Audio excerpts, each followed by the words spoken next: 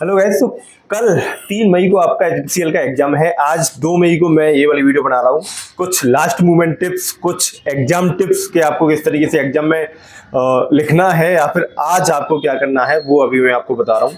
तो देखो, अगर आप इतने दिन से नहीं पढ़े हो, आप सोचो कि मैं आज ही पढ़ के पूरा टॉप कर दूंगा, तो वो नहीं होने वाला।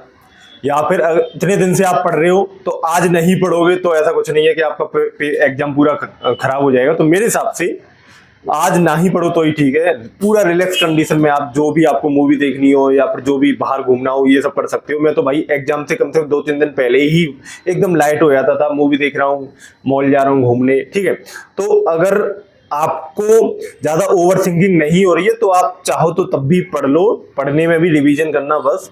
लेकिन अगर आपकी ओवर थिंकिंग हो रही है, पेपर कैसे जाएगा ये वो, तो फिर बिल्कुल ना पढ़ो। जो मैंने बोला है वो कर सकते हो। अब आते हैं कल एग्जाम वाले दिन। सबसे पहले मेन चीजें जो भी हो वो रख लेना भाई। एडमिट कार्ड होता है, फोटो होते हैं, ठीक है, आधार कार्ड, पैन कार्ड, जो भी आपने लगाया हो। क्योंकि लोग एग्जाम जो एप्लीकेशन फॉर्म फिल करते टाइम पैन कार्ड लगा देते हैं और एग्जाम में क्या कहते हैं, आधार कार्ड लेके चले जाते हैं। ये सबसे बड़ी गलती होती है। तो जो आपने डॉक्यूमेंट लगाया हो वही लेके जाना है। तो मेन चीजें 3 होती हैं। एक होता है एडमिट कार्ड, फोटोस आपके, और आपका आइडेंटिटी कार्ड। ये आपका ड्राइविंग लाइसेंस हो सकता है, आपका आधार कार्ड हो सकता है, आपका पैन कार्ड हो सकता है। ये सब चीजें होगी। अब आ जाओ एग्जाम में। एग्जाम में आपको कुछ सबसे मेन चीज होती है ना, मैं अपने हिसाब से बताऊं तो सबसे जो मेन चीज होती है वो है टाइम मैनेजमेंट। पेपर चाहे कितना भी कठिन हो जाए या फिर कितना भी सरल आ जाए, अगर आपका टाइम मैनेजमेंट अच्छा नहीं है, टाइम मैनेजमेंट से मेरा मतलब है कि इजी क्वेश्चन एक भी नहीं बचना चाहिए पूरे पेपर में। हार्ड क्वेश्चन जैसे ही आपको दिखे वो तुरंत आपको छोड़ देना है।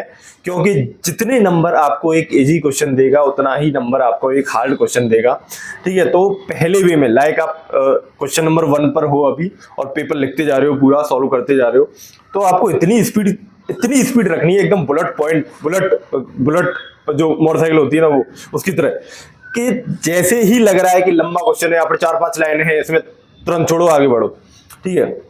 जैसे ही आपको लग रहा है कि ये वाला क्वेश्चन तो मैंने पढ़ा ही नहीं है, इसमें थोड़ा सा दिमाग लगाना पड़ेगा, तुरंत छोड़ो, आगे बढ़ो।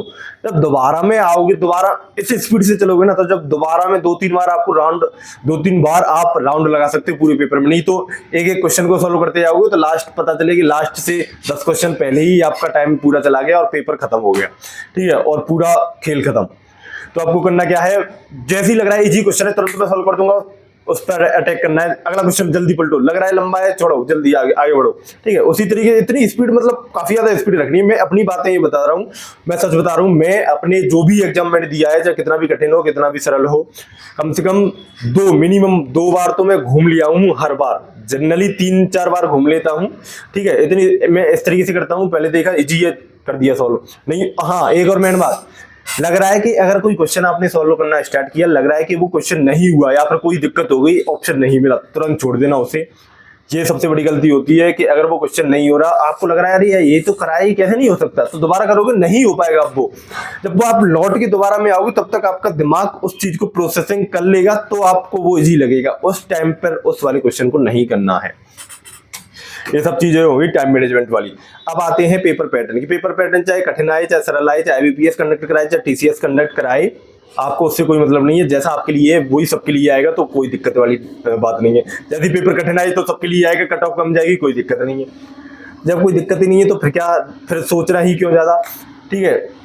कभी कभी ऐसा होता है पेपर ज्यादा लेंदी हो जाता है या फिर ज्यादा टफ हो जाता है, तो भाई एक भी क्वेश्चन हमसे नहीं मिलता, कोई दिक्कत नहीं, मत करो, छोड़ो, आगे बढ़ो, आगे बढ़ो। ये सोच लेना मैं तो भाई जस्ट क्या कहते हैं, अगले एग्जाम की तैयारी करूंगा, अब तो ऐसे में ऐसे ही लिखना हूँ। अब मेरा मन नहीं है ये वाले एग्जाम देने को, इसमें मैं फेल हो जाऊंगा, लेकिन आप ठीक है, टाइम बचा है तो कर ही लेते हैं कुछ। इस हिसाब से ये सोच के चलना। अगर आपका ज्यादा डिमोटिवेट हो जाओ एग्जाम में, कोई सवाल नहीं हो रहा, तो फिर ठीक है, धीरे धीरे सवाल सॉल्व करने लोगे, सॉल्व करोगे, आपको थोड़ी देर बाद लगेगा अरे अब तो मैंने काफी सवाल सॉल्व कर लिए।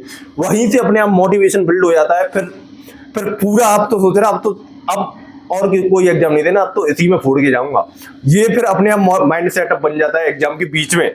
जब आप पहले सोचते हो कि चलो कोई नहीं यार, जैसा भी एग्जाम जाएगा मुझे कोई मतलब नहीं है और मैं आगे एग्जाम की तैयारी करूंगा। तो ये सोच के आप क्वेश्चन को धीरे धीरे सॉल्व करते जाते हो। एक टाइम में देखते हो, एक टाइम बाद आप देखते हो अरे मैंने तो काफी क्वेश्चन सॉल्व कर लिए भाई, इतने टफ पेपर में इतना मैंने कर लिया, काफी है, अब तो मैं इसी को फोड़ के जाऊंगा, इसी में आप तो सिलेक्शन लेना है। तो ये सारी चीजें को देख के आपको पेपर को सॉल्व करना है, ठीक है। बाकी जो भी आपका रिव्यू रहेगा, आप मैं तो एग्जाम दे नहीं पाऊंगा भाई, क्योंकि जब भी मैं एग्जाम देता हूँ तो मैं रिव्यू डाल देता हूँ। अब तो मेरे पास है ही नहीं कुछ, क्योंकि मैं एग्जाम देने नहीं जाऊंगा। तो आप अपना रिव्यू चाहे बता सकते हो। बाकी हाँ, जो मैंने टॉप 20 क्वेश्चन दिए हैं उसका जरूर रिव्यू करना कि भाई उसमें से कुछ मिलता जुलता आया कि नहीं। इस वाली वीडियो में इतना ही, और कोई डाउट आपका हो तो कमेंट में बता सकते हैं।